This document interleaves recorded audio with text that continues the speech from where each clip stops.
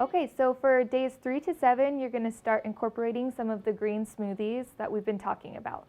So we recommend doing 2 green smoothies a day, and then you're going to start incorporating small amounts of food. So let me talk about this a little bit with you.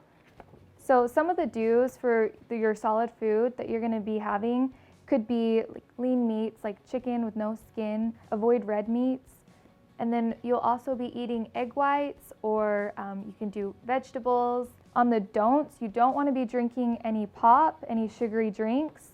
Make sure you're not eating like grains, pasta, potatoes, any kind of carbs or starches. Okay, thanks, Jessamy. So now we're going to transition into more regular eating that you're going to do the rest of your life. So the vegetable juices, we're done. These were done for day 1 through 3. Otherwise, you're going to be doing the juice for your vegetable, not the juice. The juice really has more sugar than you need and doesn't have the pulp. In fact, our body needs those fermentable soluble fibers to grow the proper bacteria.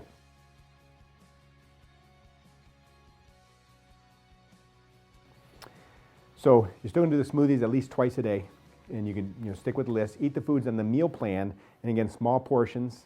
You don't need a lot of meat. There's sort of a tendency in this country that we've gotten very much a meat-dependent society. You don't need that much. You're going to hear a lot of BS about protein and adding protein powder and getting enough protein. That is total and utter nonsense, okay? If you were heavy, you had too much protein, okay? People that are slender or smaller or normal weight don't eat so much protein. You might have some exceptions where you know somebody eats a bunch and they're doing fine. That's not you. Stick with the meal plan. Eat the foods on the meal plan. It does talk about some meats and egg whites you can eat, but mostly you're going to be eating those like once a day and eating heavy on the vegetables. And here's something I can't stress enough. This is critical importance. This is massive importance. This is massive importance that you understand this, okay? You did a procedure for us to help you change your habits towards what you're eating. And if you want to eat like an American, you want to eat normal food, so-called normal food, then you're going to look like an American again. Okay, you're going to lose weight and you go back to looking like American. In Americans, we are overweight and obese. 35% of us are obese, and we need to change this. So you cannot say, well, I'd like to get this done, but still eat like a normal person. It's like, yeah, but a normal person in America's got a problem. Okay, we're eating the wrong food. So want to look like American, eat like one. If you don't want to look like American, then don't eat like one. When you go to the restaurant and you get the Chili's menu or whatever menu it is, you don't just pick the thing that looks the best to you, because that's what the American does. The person that's healthy finds the leanest thing possible. Maybe they say, I'm gonna have a double serving of steamed broccoli and some chicken breast grilled without the skin. Cut the breast in half and throw it away. You don't need that much meat, okay? It's gonna take you a while to get used to the taste of eating a lot of vegetables, but this is the direction we have to go. This is the way we were created to eat. But when we have all these proteins, especially animal proteins, have all these grains and sugars and sweets, it makes us gain weight. Okay, so part 1 is the Orbera was allowing you, kind of forcing you to change a habit of overeating. But the second part is choosing the proper foods to make you maintain a normal weight.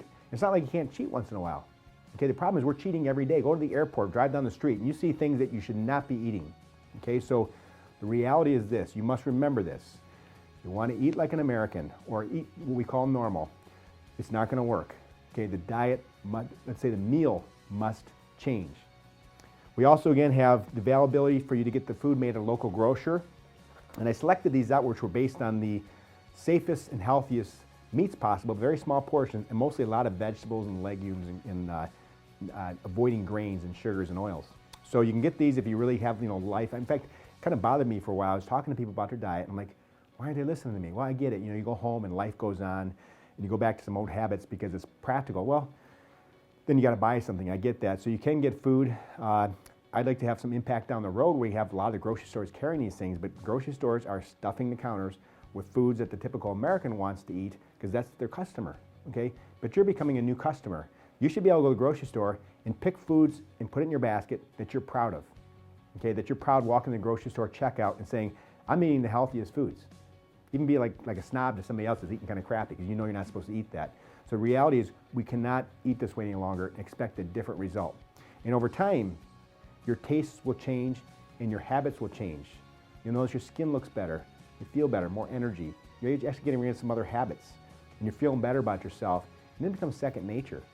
Okay, it takes a little bit of time. Now you have 6 months to do it. But right now, the eating must change for you to get what you want. Okay. Thank you and good luck.